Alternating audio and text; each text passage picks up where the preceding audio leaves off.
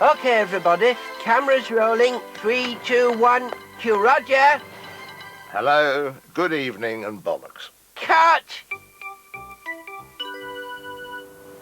Due to a serious administrative error at the BBC, Roger has been asked to present the Antiques Roadshow. Oh, Roger, you're late. I thought you weren't going to make it. Sorry, Tom, there's some sort of fucking jumble sale going on outside. You can hardly move out there. No, Roger, that's all part of the programme. People bring their antiques along for us to look at. But what about the bands? Where do we fit them in? It's not that kind of roadshow. This is an antiques roadshow. Ah. Now, hurry up. We'll be starting in a few minutes. This is Headley Smedley Smythe. He's an antiques expert and he'll be your co-presenter. Good afternoon. Oh, right, so there's two of us, like Top of the Pops, yeah? OK, everybody, stand by for the introduction. Cameras rolling. 3, 2, 1. Cue Roger. Hey, all right. Welcome to this week's Antiques Roadshow with me, Roger Melly, and... Me, Headley Smedley Smythe. Yeah, what a show we got lined up for you this week, eh, Headley? Cut! Roger, why have you taken your tie off? Hey, wake up, this is kids' TV. You've got to give them what they want. Ties are boring, right?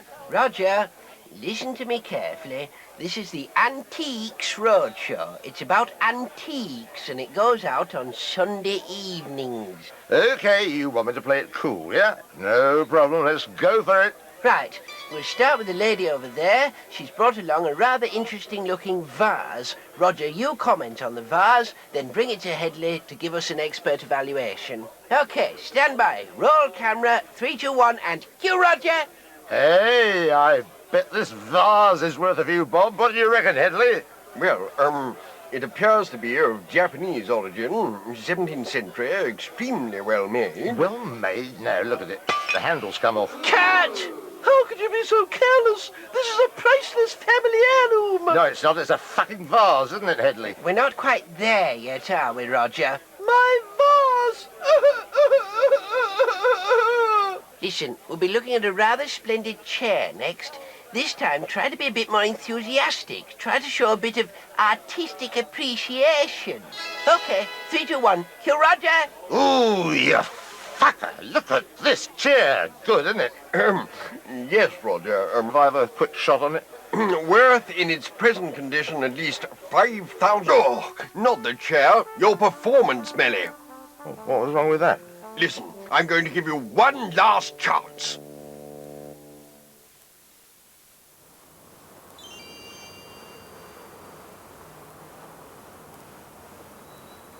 OK, Roger, let's roll. OK, Tom. Action.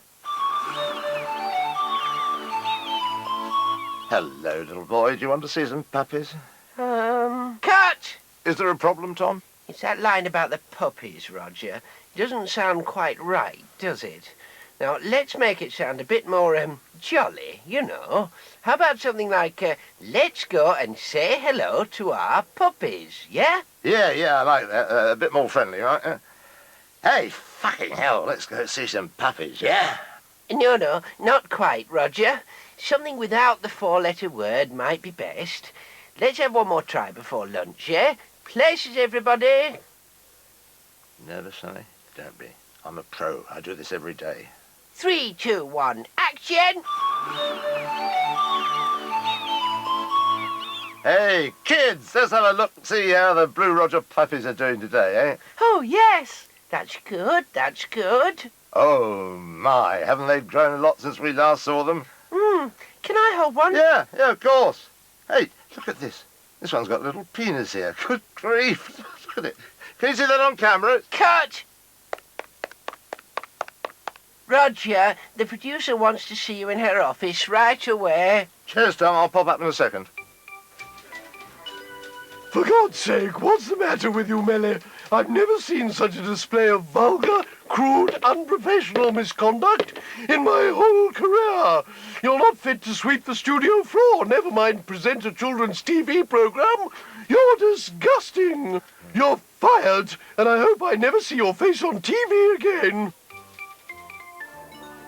Sorry about your job, Roger. Ah, forget it, Tom. It's all in the game. That's show business. I'm a professional. Life goes on.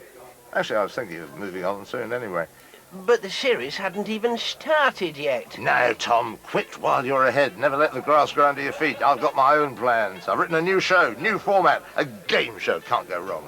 A game show, eh? Good idea. What's it called? It's called Celebrity Bumhole, and it's a winner. It's simple. A celebrity shoves their arse through a window with 6 question cards sticking out of it. The host, that's me, pulls one out and reads the question. Whichever contestant gets the answer right then has to name the mystery celebrity. If they get it right, they win a car. If they get it wrong, they get a poke up their business. Yeah, great, Roger. But will anyone buy it? Excuse me, I'm head of early evening programmes on BBC One. We're looking for new game show presenters with fresh ideas like yours. I'll give you £500,000 a year to come and work for the BBC. Hey, fuck me, you're on.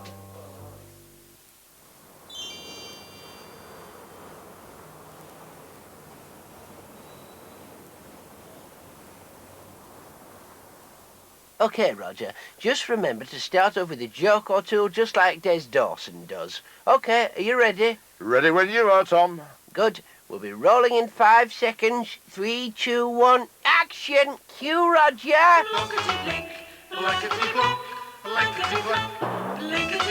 Hello, good evening, and welcome to a very special Christmas edition of, wait for it, Blinkety Blank. My mother-in-law, she's a right fucking bitch. Enough of that. Let's see who we got on the panel tonight. Cut! Roger, this is a family show, remember? Maybe we should skip the jokes, eh? Just go straight over to the panel and exchange a few good-natured jibes with them like we rehearsed. Action! Well, if it's not our old friend Paul Daniel. Nice to have you back with us, Paul. It's magic to be here, Roger. Yes, indeed. Still wearing that ridiculous rug, are you? Yeah, thought as much. Now. You're a bit thin on top yourself, Roger. There's 1 or 2 hairs up there, isn't there? But not a lot. You cheeky twat. Well, Roger, frankly, I doubt if he'll ever work in TV again after that performance. Ah, forget it, Tom. It's no big deal. Getting the sack means I'll have time to finish my book. A book? You're writing a book? Yeah, Tom, there's at least one book in all of us. That's what they say. What's it all about, then? Oh, it's an autobiography, Tom. You know, candid confessions of a TV star. Should be a seller. It's called They Don't Call Me Roger for Nothing. Good title, eh? Have a look at it. Tell me what you think. Roger, you can't possibly publish this. Why not? It's disgusting. Look at this, chapter 2, all the famous birds I've screwed. Oh, that's my favourite chapter. It gets a bit raunchy, doesn't it? Roger, this is appalling. You can't even spell. And besides, you haven't slept with any of these women. Oh, come off it, Tom. Sex sells books. It's what the punters want to read. Maybe so, but there's no need for this.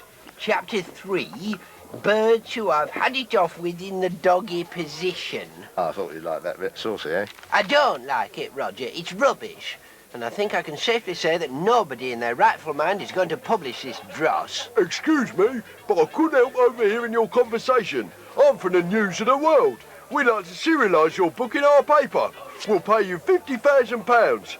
I don't know whether you're interested, but we have several vacancies for television presenters of your calibre on Sky TV at this moment. Oh, it's funny you should say that. You see, just had this great idea for a game show.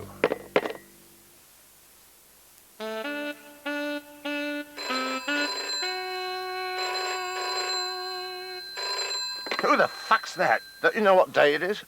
Roger, it's me, Tom. Have you forgotten? You're supposed to be taking part in FUNchester TV's first celebrity golf tournament today. You should have been here at the golf club over an hour ago.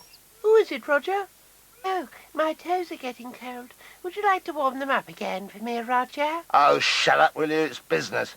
Listen, Tom, I'm a bit tied up right now. I hit the jackpot last night, and I've got both my hands full, if you know what I mean. I don't care what you've been up to, Roger. Everyone's here. Tarby, Brucey, they're all waiting. And I've got a whole crew here on overtime, sitting doing nothing. OK, cool it, Tom. Don't get excited. Just buy everyone a couple of drinks, relax, and I'll be there in 20 minutes. I do apologise for the delay, gentlemen. It's most unlike Roger. Ah, at last, here he comes. Hi, Tom. Lovely day for it. Sorry about the hold up. I've been practising my swing, you know what I mean? Scored a couple of birdies, played 2 quick holes, sank a long one, got my end away, had a quick... Less you say the better, Roger. Have you met our celebrity players, Bruce Fivesyth and Jimmy Tarbrush? Nice to see you, nice. Ho-ho! Is there any way I can get a drink round here, Tom? Roger, could you at least try to be polite to the other celebrities? Large whiskey. Yes, sir. They're doing this for charity. They've come a long way and gave up their spare time for nothing. For nothing? Fuck me, Tom. I'm not playing golf for nothing. I don't get out of bed for less than £3 and 4 on Sunday. We'll discuss that later. In the meantime, we're 4 hours behind schedule. Come on, Roger. I want this event to be a big success. Right, who goes first? Darby won the toss, and that's all he'll win today. Ho-ho! And mind you, Darby, a man of your age should be taking it easy. And I wouldn't say you were mean, but the last time you opened your wallet... Ho-ho! Just ignore the cameras and behave naturally. Relax and tell a few jokes. You'll soon get the hang of it. Ho-ho! Here goes! Hey, Tarvey, have you heard the one about the bloke with the 12-inch cock? Hold it! Try to remember this is a family show, Roger. We can't use material like that. Just stick to amusing chit-chat and try not to put the other players off. OK, Tom, leave it to me. Your turn, Roger. Come on, give us a 12. Ho-ho! Right, give me one of those bats, will you? This bastard ought to shift it. Hey, careful with that one. It was a gift for my wife. You want to take that one back? It's fucked. I think I'll use a 7-iron from here, Tommy. Or maybe a 6. I can see the pin. You can see the pin? Ho-ho! I wonder what was keeping your trousers up. Has anyone seen my bastard ball? My wife's so ugly, etc., etc., etc. Hey, Tom, I'm bursting to use the bog. Is it OK if I... No, Roger. You can't leave while we're recording. Wait till you get back to the clubhouse. Oops, too far to the right. I'm in the bunker. You're worse than Hitler, you are. Ho-ho! He was always going in bunkers. You should have brought a bucket and spade, Brucey. Hey, Jimmy. Hold on a minute, will you? I'm just having a dump. Good shot, Brucey. You had a very tricky lie there. Ho-ho! Ho-ho! Who's patting first? Me, my ball's nearest. No, Roger, that's my ball. Oh, fuck off, right? It's my ball. I'm taking that one again. You put me off. Hooray! Got the bastard. Right, I've won. Last one to the bars of queer. Roger, that was the first hole. There's another 17 still to play. What? Oh, sod that. I'm off. See you in the bar. I'm terribly sorry, but Roger's feeling a little unwell. We'll have to carry on without him, I'm afraid. Never mind, I'm sure we'll manage. Congratulations, Brucey. The best man lost. Ho-ho! But well done anyway. No, honest, it was a good game, etc. Right, that's it. I'll go and see if I can find Roger. Roger, we're finished. I really think you ought to congratulate the winner and try to make up for your earlier behaviour. Cheers, Tom. I'll be right with you. Unless we make a good impression, stars like Brucey won't come to future events. Come on then, Roger. I don't want Brucey to leave here with a bad impression of FUNchester TV. On behalf of FTV, many congratulations on your win, Mr. Fivesyth. It was a good game. And we've helped raise enough money to buy another bus for the underprivileged kids or something. Hey, Brucey, what can I say? You've done fucking marvellous winning that, and honestly, you really have. Cheers. Well, thank you. Come on, hey, put it there, pal. Mates, eh?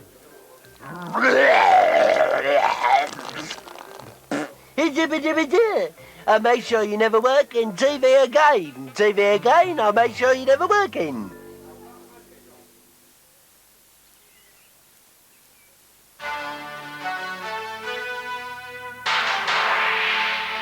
You're watching BBC One, and now it's time for Challenge Annika.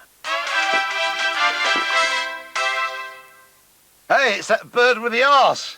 Oh, I wonder what all this is about, eh? This week, we've got 48 hours to build a riding school for blind orphans. So first of all, I'd better get on the phone to the builders. Tom, I've just had a great idea for a programme.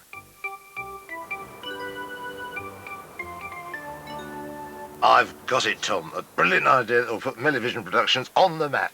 Each week I'm given an exciting new challenge to carry out, which will benefit a charity. Building hospitals, riding schools for the elderly, you know, the sort of thing.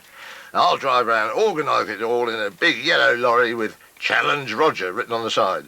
It'll make dead exciting TV. I'll also need a tracksuit and one of them portable phones, you know, the expensive kind. This idea, it sounds a bit familiar. And besides, a show like that will cost a small fortune to produce. Ah, that's where you're wrong, Tom. This is the clever bit. It's for charity, Tom. So everybody works for nothing.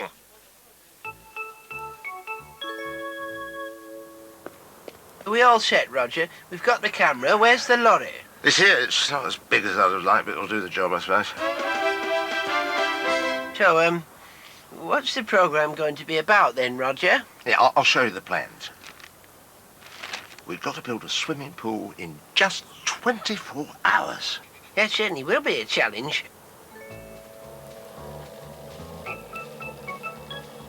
This swimming pool, where will it be? Who's it for? I'll tell you all about it when we get there, Tom.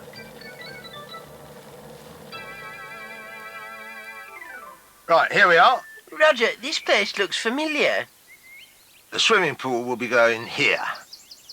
But Roger, this is your house. Yeah, but the pool is for charity, Tom. See, the kids and the old folks will be able to use it sometimes, and... Oh, anyway, let's get on with it, shall we? We've only got 24 hours, remember? OK, Roger. Ready when you are.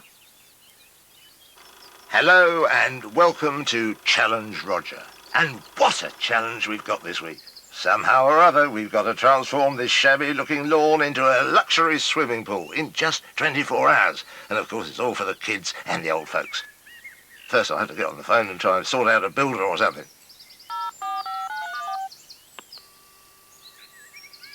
Hello? Hello? Is anyone there? It's no good, Tom. It's fucked. I'll have to find a phone box. Hold it here a second, Tom.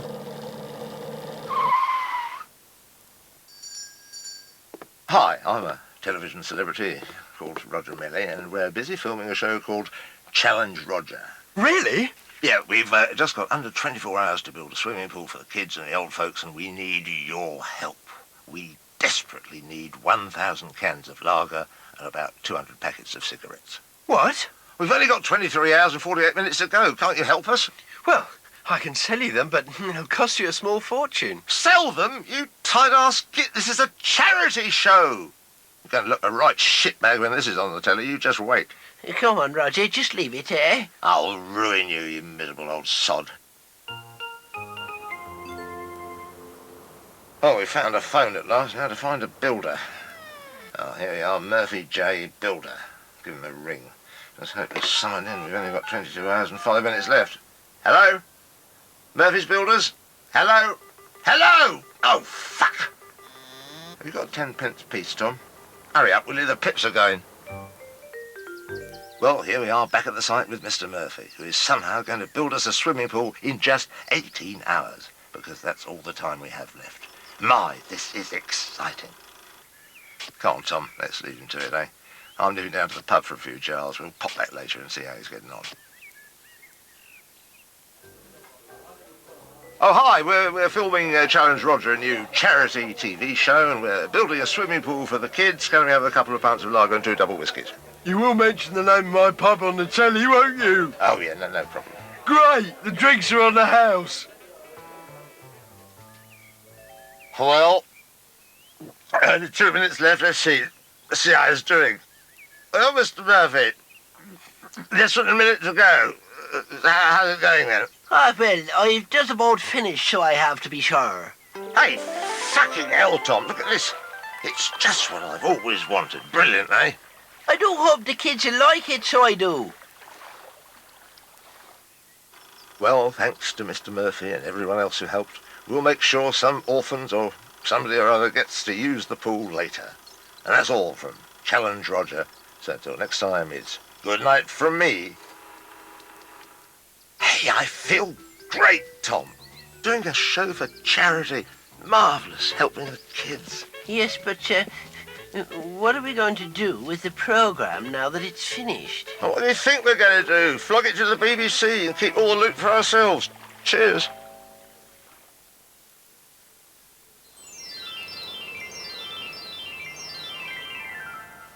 Challenge Roger's been such a success, FTV would like you to do another show. Well, I've got a great idea for a new show, and it's dirt cheap. Yes? All we need is a pack of cards, a box of laxatives, and a bird with big tits. Forget it, Roger. I've already got something in mind for you to do this week. Roger Crook has been beaten up again while filming his hard-hitting, no-nonsense investigative documentary show, The Crook Report. So we want you to take over. The Crook Report. Brilliant. Let's get started right away. Now, before you rush into this, Roger, remember this is investigative TV journalism. It's about righting wrongs and exposing criminals. You'll come face to face with some pretty nasty characters and things might get a little rough at times. No sweat, Tom. I'm no soft touch. I can take the rough with the smooth. I can mix it a bit myself if I have to. No fucker messes with me. I can look after myself, Tom. Pass the word around. In fact, I'm a little bit tasty, you know what I mean? Hit the fucker first. Ask questions later. The best form of defence is attack. You know that. I know that. Go on, Tom. Let's go get 'em. Yes, Roger, but remember we want to avoid trouble whenever possible. We want to ask questions, that's all. Just questions, okay, Roger?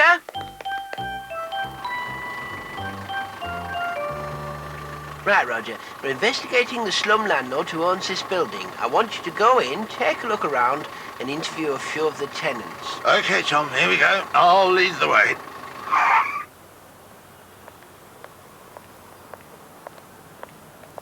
Mrs. Parker lives here. She's 84 and lives alone. The landlord's been trying to evict her, and so she's very scared. You'll have to be tactful. Leave it to me, Tom. I'll have a word with her. Ready when you are. Mrs. Parker! Hello? Mrs. Parker! Who is it? What do you want? This is Roger Melly from the Melly Report. I'd like to have a word with you, if I may, Mrs. Parker. I'm sorry. I'm not very well. Please go away.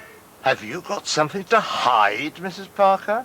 I've got a few questions that need answering, Mrs. Parker. Steady on, Roger. Mrs. Parker's an innocent victim in this case, remember?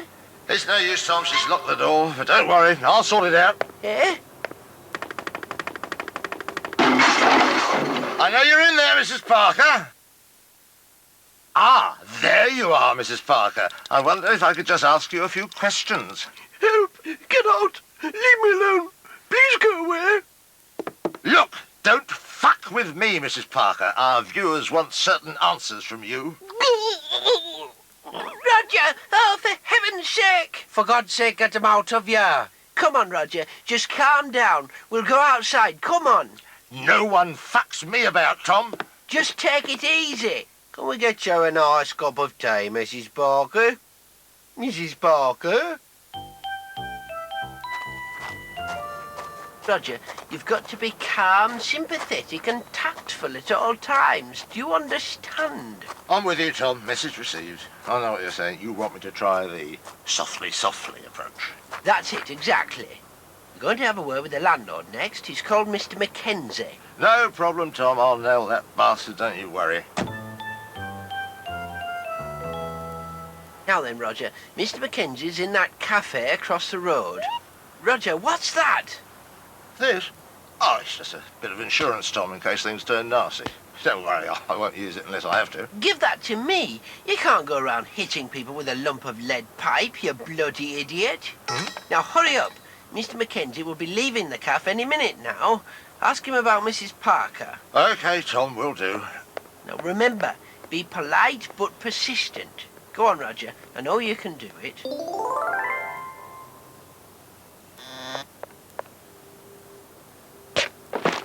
I got the bastard, Tom. That's not the landlord. That's Mr. Mackenzie over there. I want a word with you.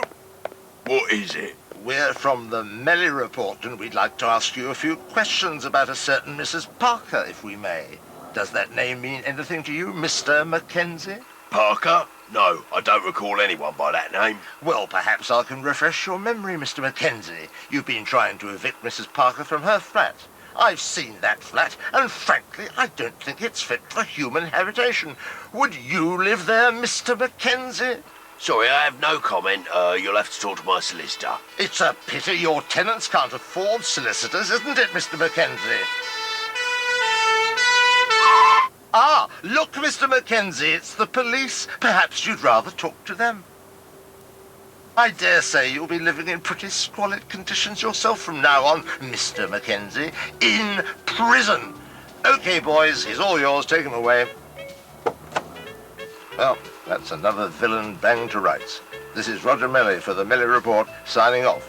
Are you all right, Mr. Mackenzie? And don't forget to tune in next week for another... Mr. Melly, I'm arresting you for assault, breaking and entering, and behaviour likely to cause a breach of the peace. You have the right to remain silent. However, anything you say will be... Bollocks!